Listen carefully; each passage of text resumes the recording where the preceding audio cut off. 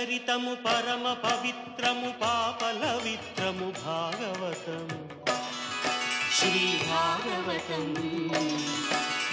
కలివాన విని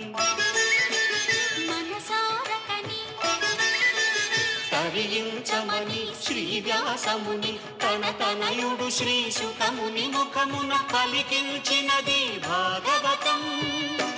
శ్రీ భాగవతం హరిచరితం రసభరితం శ్రీ హరిచరితం నవరసభరితం భాగవతం శ్రీ భాగవతం